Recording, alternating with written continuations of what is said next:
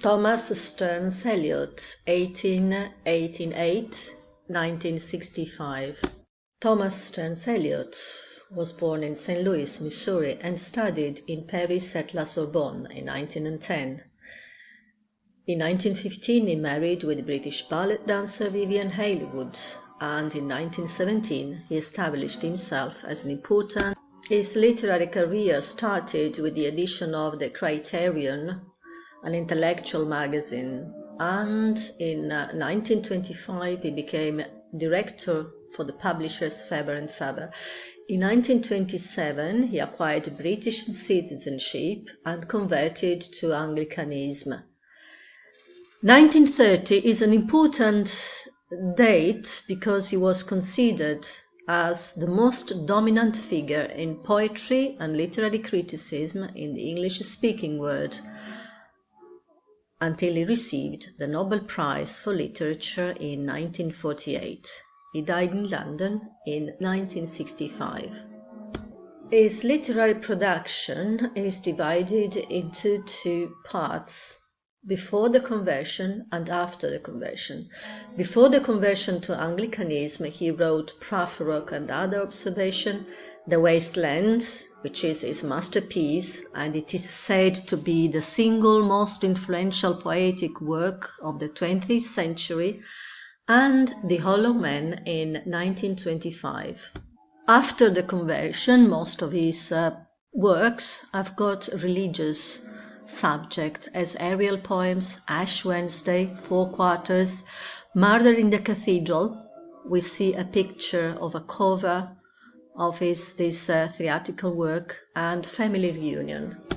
In poetry, the 19th century word, which was ordered, meaningful and optimistic, is substitutes in the Wasteland by Eliot by chaotic, futile and pessimistic word.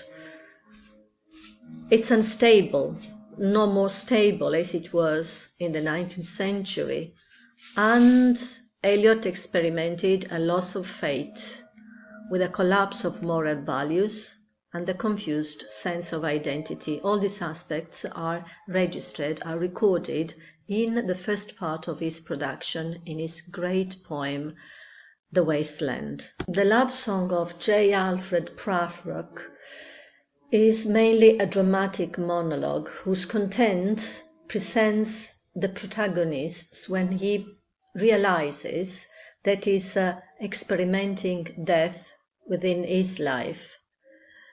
His life is a series of lost opportunities, and there is no spiritual progress in his life. So the protagonist, with the voice of the speaker, is a middle-aged, passive man with no aim in his life, and he is linked to physical and intellectual inertia, and is not able to communicate with his fellow beings. As for the style, we find the juxtaposition of poetic images with everyday phrases and images, and the objective correlative is introduced in on the place of direct statements. Eliot wrote The Wasteland in a period of crisis in his life, and it is a sort of autobiography which is divided into 5 sections, and it reflects the fragmented experience of the 20th century sensibility in modern words and mainly in the modern cities of the West. It's a collection of states of mind, impression, personalities blended and superimposed beyond the boundaries of time and place. Present, past and future collide, and even the places are combined. The speaking voice is related to various personalities: Tiresias, a knight from the Grey legend, and the Fisher King. The themes in The Wasteland are mainly the disillusionment and disgust after the period of the Second World War, and we find a contrast between past fertility and present sterility. This mythical past is connected to a new concept of history, and we have the repetition of the same events. He uses symbols, as for example the spring symbol, which is different from Chaucer because the past is superior to the present, and in the present time there is absence of rebirth after the first world war, which has caused a wasteland in which April is the cruelest month, breathing lilacs out of that land, mixing memory and desire, stirring dull roots with spring rain. The style in the poem is a combination of association of ideas, the use of a mythical method to give a meaning to the present futility, and subject experiences are made universal.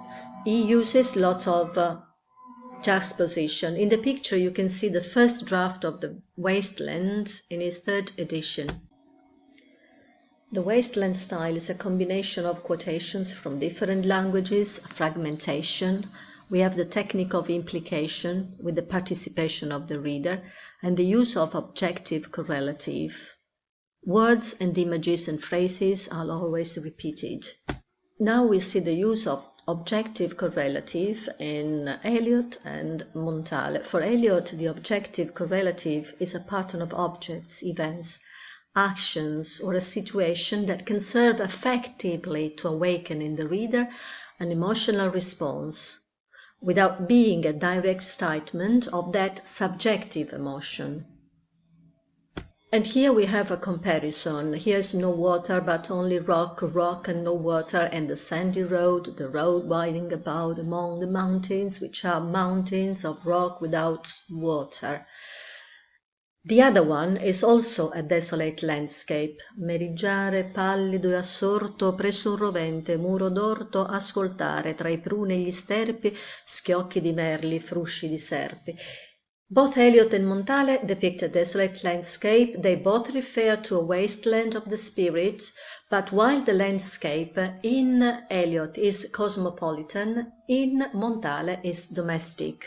And now we analyze the poem Unreal City. Under the brown fog of a winter noon, Mr. Eugenides, the Smyrna merchant, unshaven, with a pocket full of currants, CIF London, documents at sight, asked me in demotic French to luncheon at the Cannon Street Hotel, followed by a weekend at the Metropole. The Unreal City is the part of London, the part of the city, the part of the business. And here we have the introduction to one of the protagonists of his poem, who's Tiresias. At the violet hour, when the eyes and back turn upward from the desk, when the human engine waits like a taxi throbbing, waiting, I, Tiresias, thou bind, throbbing between two lives, old men with wrinkled female breasts can see at the violet hour the evening hour that strives homeward and brings the sailor home from the sea. The typist home at tea time clears her breakfast, lights her stove, and lays out food in tins. Tiresias is a spectator and he's observing this scene at the typist home. Out of the window, Perilous was spread, her drying combinations touched by the sun's last rays. On the divan are piled at niner bed stockings, slippers, camisoles, and stays. I, Tiresias, old man with wrinkled dags, perceived the scene and foretold the rest. I too awaited the expected. The expected guest is the clerk. He, the young man carbuncular, arrives, a small house agent's clerk, with one bold stare, one of the law to whom assurance sits as a silk hat on a Bradford millionaire. And here is the part in which the clerk and the typist are having sex.